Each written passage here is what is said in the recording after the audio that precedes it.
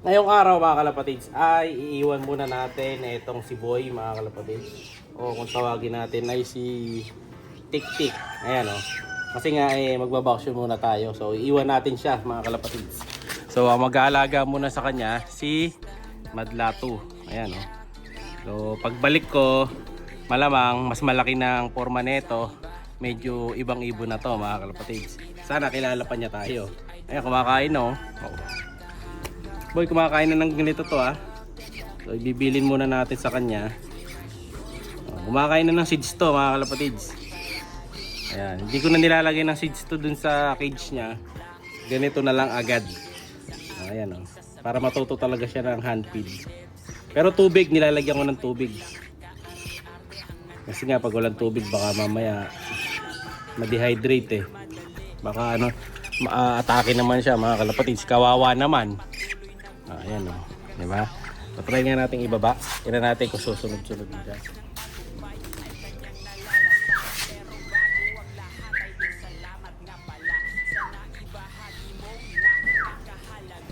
Medyo matigas pa yung ulo, mga kalapatids. Para magiging ano dito, suksukin.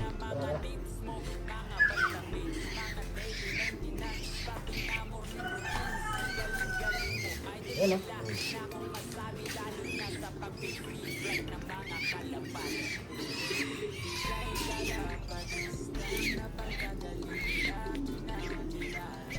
Diba? Boy, tara. Boy, tara.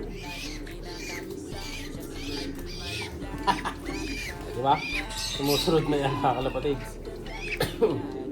Pwede na. Dito ka, dito. Boy, tara. Ayan o. Dito.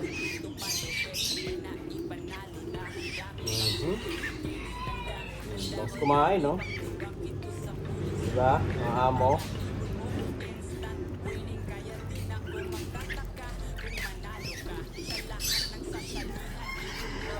Siguro pag nakita ko to by next week mga kalapatids, medyo nakakaano na siya, mas lalo na siya ng mas malayo-layo. No? Silong muna tayo, medyo umaano na yung init ng araw. Iba natin. Yan. Ayan ka na boy. Ubus na. Pag ano, lilipad na to. Hey boy. Ano, mahaba na rin kasi buntot niya mga kalapatid. Tapos yung bagwis niya, nabubuo na. O, ayan, kain lang siya ng kain. I-refill natin pagkatapos. Medyo pangit pa siyang tumuka oh. Hindi mo niya nasushoot lahat eh. Tin ko, magpapakain ito ah.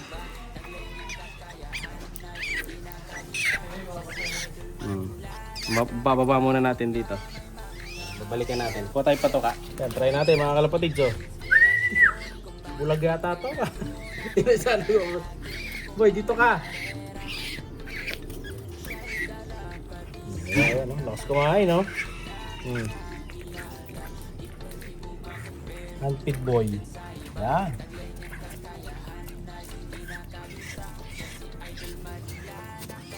Yan, kailangan matuto siya yung sumusunod-sunod mga kalapatids eh.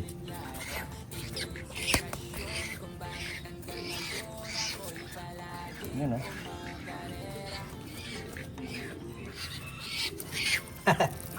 Diba ang bilis niyan tawagin. So kailangan pagbalik ko next week mga kalapatids sa kanya dito, maamo na to no? So may mga ano naman tayo, mga video, may mga reserve video naman tayo, kaya syempre daily upload pa rin tayo. Ayan. Pero ito yung huling vlog muna natin for now. Dito kay Tik-Tik. Lakas kumain no, nauubos na niya oh. Namamarog pa. Gumaba yung pakpak nito, malamang pagbalik ko next week ako at least lumilipad na to eh.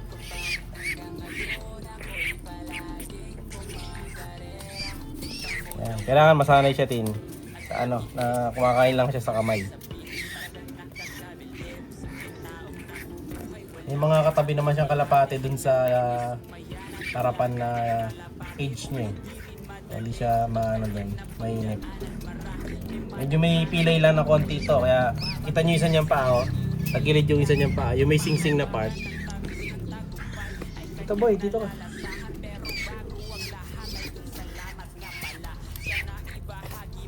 Yung kaano niya. Ano ba ito? Kanan? Kanan ka na ano niya, na paa. Naipit dun sa cage eh. Malaki kasi singsing niya, di ba?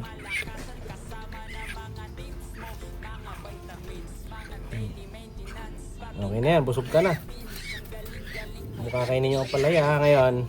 Siyempre, para mabusog siya ng tuluyan dahil hindi pa siya sanay uminom. Ibigyan natin ng syringe. Yan, amo. Wala na rin siyang sipon mga kalapatids. Tingnan natin yung ilong niya. Ay, meron pa. Tingnan yung ilong. May lumalabas pa sipon na yun, no? Yung kabila, may sipon ka pa. Sa kabila, boy. Ayan, meron pa. May sipon pa siya mga kalapatids.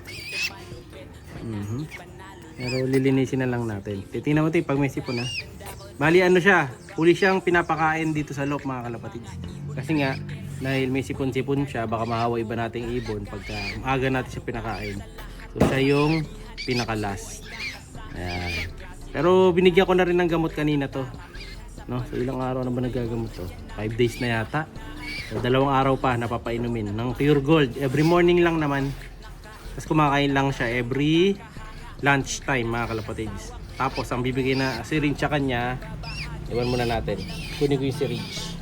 Bali ang laman nito, konting tubig, tapos isang sandok ng Stag Booster 100 ml. So binubunot ko muna tong lalagyan na to, bubunutin ko siya, tapos papahiran ko na garlic oil dito sa itim kasi medyo mahirap pindutin pag walang oil eh.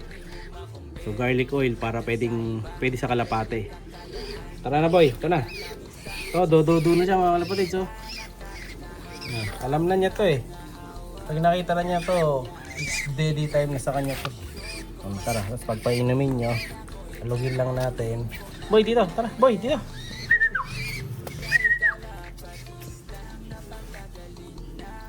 Bukan nyo lang yung tuka. Tapos na yan.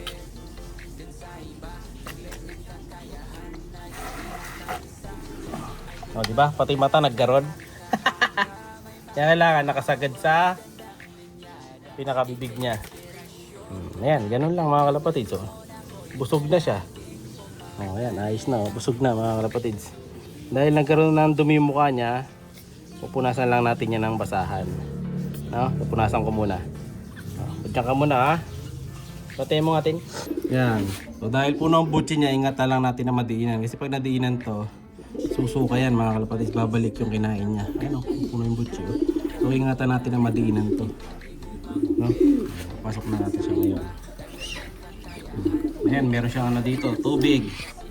Tubig lang mga kalapatids. Wala siyang pagkain. Kasi kakain lang siya sa akin. No? So sara na natin ngayon. At iwan na natin siya. May mga katabi naman siyang dalawa dito. Ayan o. Siya'y kalapatistang napakagaling na kinakilala.